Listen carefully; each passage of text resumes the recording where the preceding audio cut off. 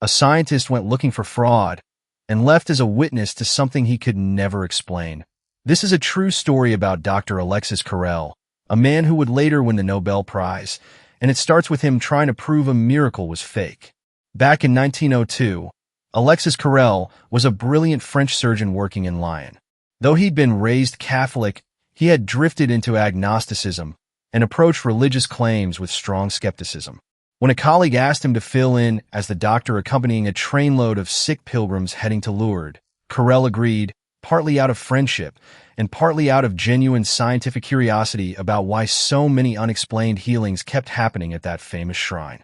On that same train was a 23-year-old woman named Marie Bailey.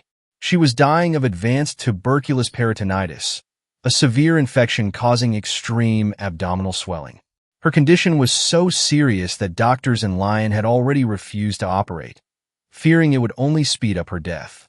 Multiple physicians examined her and agreed she likely wouldn't survive the journey.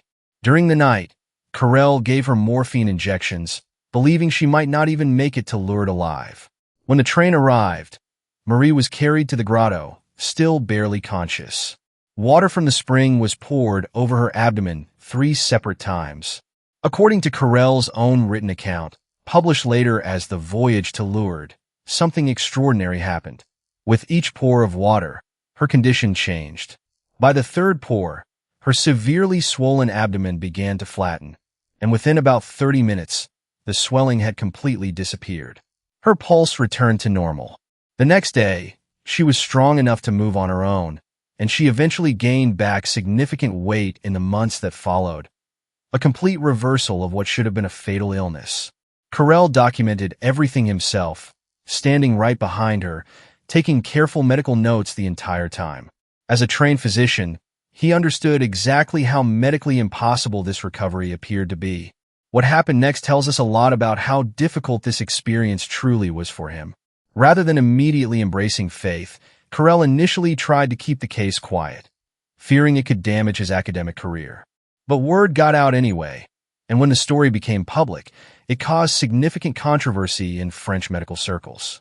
Carrel ultimately lost his position at the University of Lyon and eventually moved abroad, first to Canada, then the United States, where he continued his surgical research. That research paid off in a major way.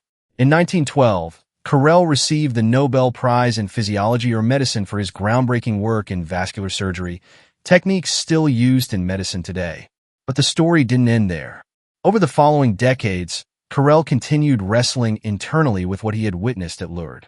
By 1942, he had publicly expressed belief in God and the teachings of the Catholic Church. When he was dying in 1944, he received the last rites, formally returning to the Catholic faith of his childhood. What makes this story so compelling isn't just the medical mystery itself. It's the honesty of a trained scientific mind facing something science couldn't fully explain, and slowly, over many years, allowing that experience to change his life. So here's something worth thinking about. How often do we let evidence challenge our assumptions, even when it's uncomfortable? Share your thoughts in the comments. This is one of history's most well-documented and fascinating encounters between science and faith.